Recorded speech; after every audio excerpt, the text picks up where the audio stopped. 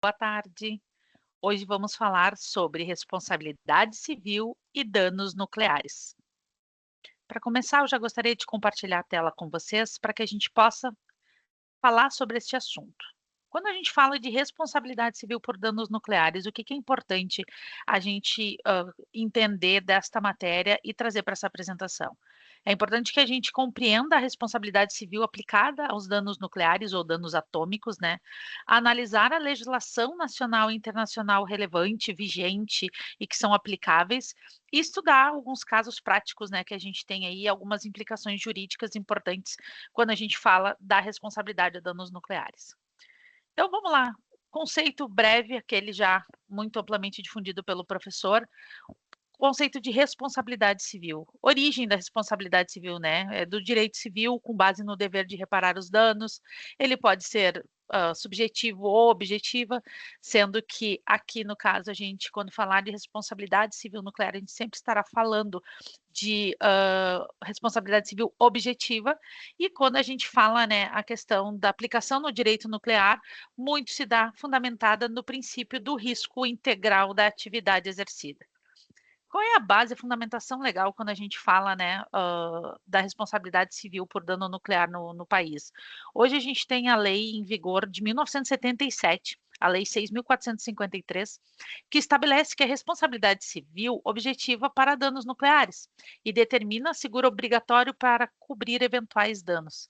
Mas observem que a gente está falando ainda de uma legislação de 1977, sendo que na Constituição Federal de 1988, nós temos lá no artigo 21, a linha D, a União detém monopólio das atividades nucleares e tem o princípio da precaução, da segurança e da proteção humana para com estas atividades. E aí a gente começa, né, a falar sobre os princípios aplicáveis. O que que se aplica quando a gente fala do dano nuclear, né? Qual é o risco integral? A obrigação de indenizar, mesmo com a ausência da culpa ou em casos de força maior. Por quê? Como a gente viu lá bem no princípio, né? A questão do risco da atividade. Essa atividade, ela por si só gera um risco bastante grande. Qual é a precaução, né? A prevenção de danos antes que ocorram, e por isso que existe toda uma questão de segurança e dupla verificação quando a gente fala, né, de energia nuclear, de ações nucleares, e a questão também do risco, né, da solidariedade, envolvendo o coletivo na reparação e na prevenção desses danos nucleares quando causados.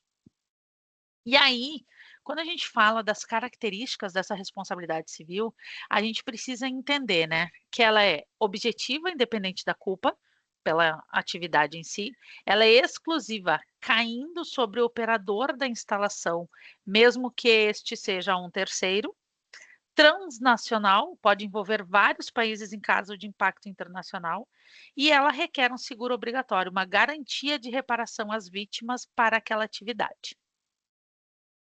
Qual é o contexto legal hoje das ações, né? Hoje a gente tem a legislação, a Lei 6.453, que ela tem 3 artigos principais, que são importantes que a gente tenha muito à luz dos nossos estudos, das nossas, próximas avaliações, né.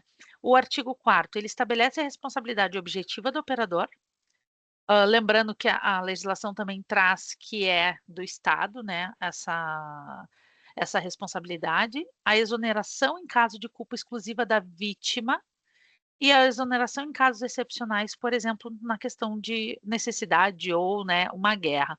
A regulação pela Comissão Nacional de Energia Nuclear, ela também se dá para o exercício dessas atividades em solo nacional. E quando a gente fala de legislação internacional, né, nós temos aí, 2 principais, que é a Convenção de Viena e a Convenção de Paris. Viena, onde tem essa questão da responsabilidade objetiva e a limitação de valor de indenização, e a Convenção de Paris, então, que traz essa mais para a região da Europa, muito semelhante à Convenção de Viena, mas que tem algumas particularidades em função do território que ela abrange. E existe também alguns outros tratados mais recentes, como o Protocolo de Amsterdã. Gente, o que que é excludente de responsabilidade quando a gente fala de responsabilidade civil, nuclear ou atômica, né? a culpa exclusiva da vítima, se essa lá, conforme o artigo 6º, né, tiver a culpa. Casos, excepcionais, que é a questão do conflito armado, guerras ou insurreições, e caso fortuito ou força maior, né, apenas em situações extremamente atípicas, aquelas que não podem ser previstas, aquelas que acabam acontecendo por alguma, imprudência ou até mesmo por alguma questão de operação, ela não é abrangida nesse sentido de excludente, né. Ela tem que ser, de fato, força maior para que ela esteja dentro das situações atípicas.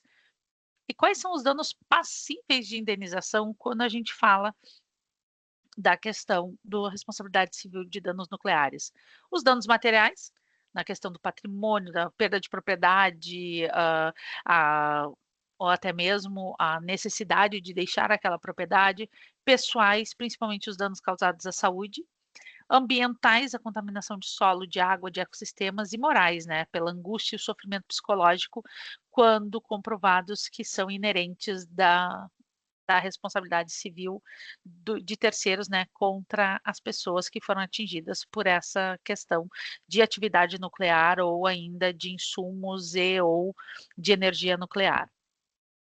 A gente traz aqui um caso nacional, que é do Caetité, na Bahia, que infelizmente aconteceu nos anos 2000 e 2010, porque ele não foi um caso único, isolado, ele aconteceu 2 vezes, onde, né, foi registrado o vazamento de uma mina de urânio, que era operada pela indústria nuclear do Brasil, né. E esse episódio, os 2 episódios, né, além de gerar essa preocupação da contaminação do lençol freático, tem a questão da saúde, né, o como que a gente consegue mensurar esse impacto na saúde da população. E embora não tenha havido nenhuma condenação, gente, a questão de aspecto jurídico aqui, quando a gente fala desses 2 vazamentos, o caso trouxe alguns debates importantes, tanto para a União quanto para as empresas estatais, as operadoras, né. A atuação do Ministério Público Federal foi fundamental para exigir maior transparência e medidas preventivas neste caso, para que não viesse a acontecer novamente. Mas lembrando, neste caso em específico, né, não houve condenação, apenas debate sobre o ocorrido. E a gente tem um caso muito difundido, conhecido nacional e internacionalmente, que é o Césio 137 de Goiânia, de 1987, onde foi encontrado uma cápsula abandonada, uma cápsula radioativa, que contaminou centenas de pessoas, causando não só danos à saúde, mas também ao meio ambiente, e que esses, né, estavam sob a responsabilidade do Estado e de empresas privadas. O principal desdobramento jurídico aqui foi a aplicação da responsabilidade objetiva aos réus, tanto o Estado quanto as empresas que faziam a operação. Contudo, gente, a maior dificuldade foi pleitear a indenização por danos futuros aos impactados.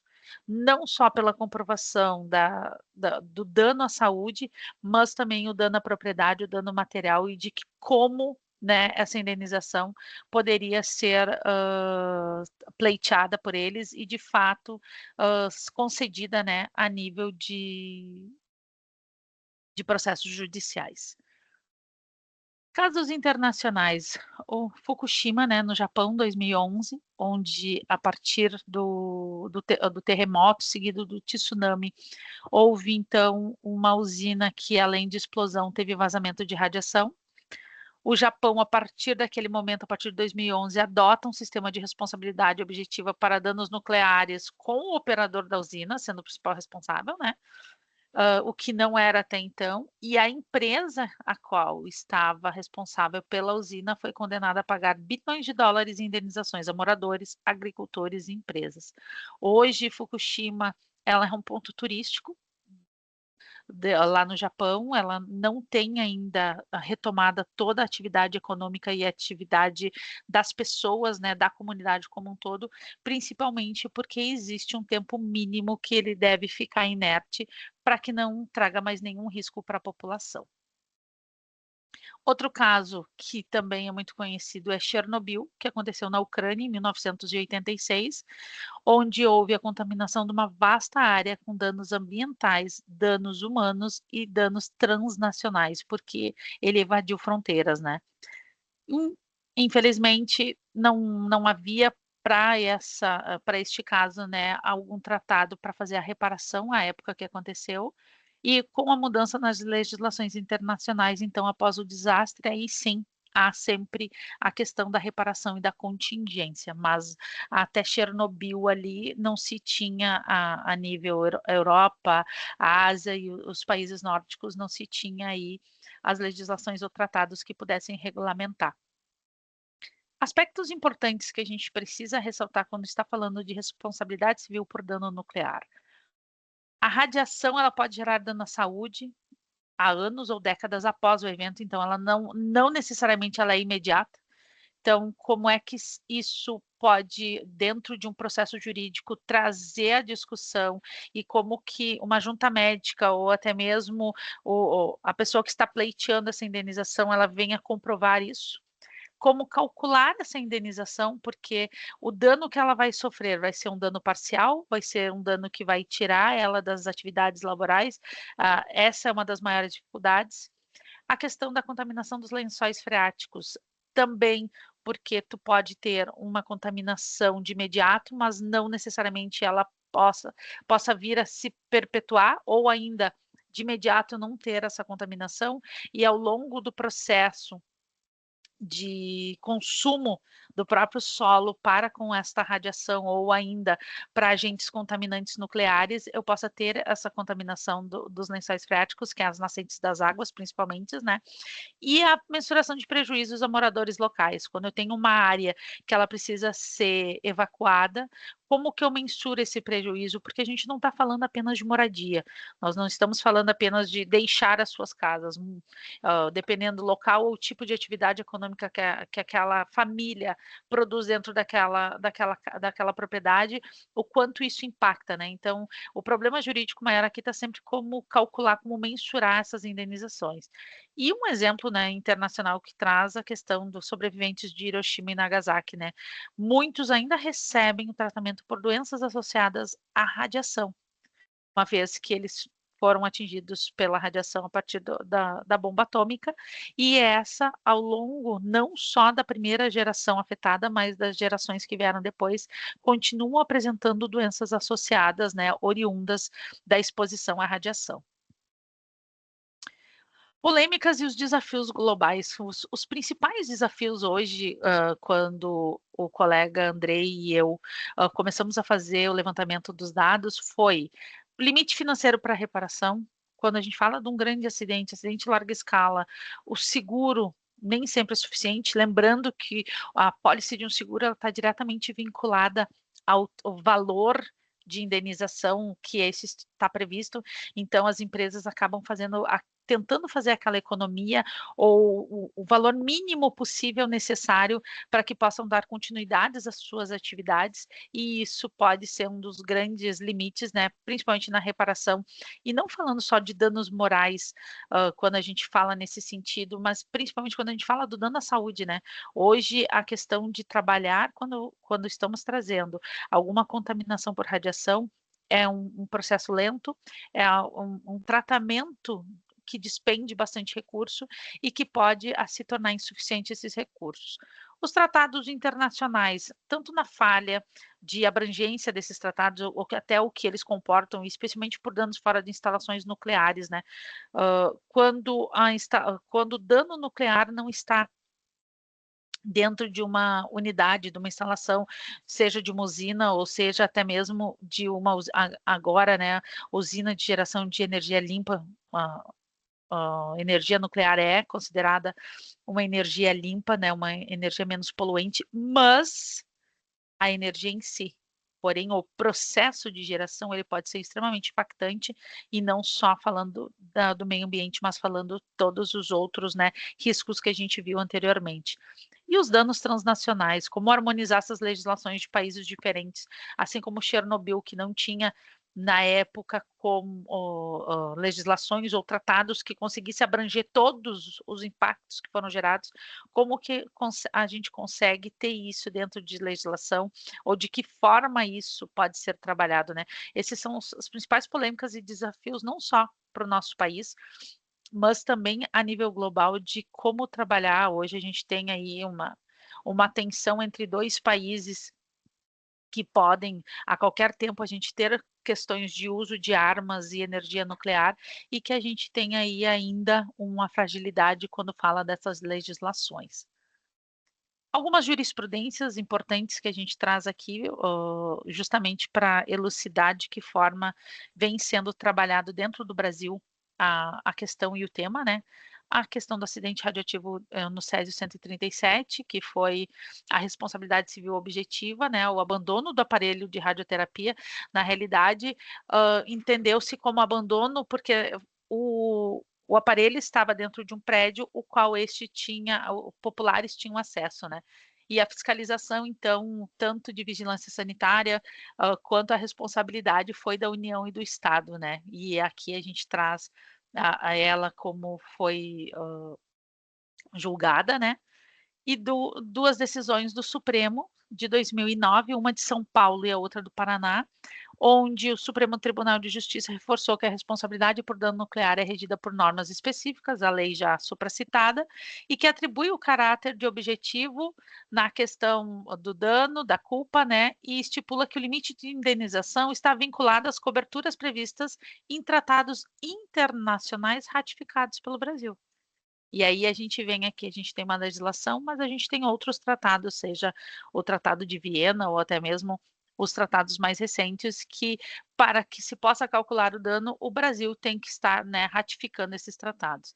E o STJ do Paraná decidiu que, em caso de dano nuclear, o operador é o único responsável, mesmo que terceiros estejam envolvidos, consolidando o princípio da exclusividade da responsabilidade previsto na legislação. Pessoal, esse material foi baseado, então, tanto no livro do Carlos Roberto Gonçalves, quanto na Constituição Federal de 88, na Lei 4.000, na Lei 6.453 de 77, e alguns casos práticos nacionais e internacionais para elucidar o conteúdo.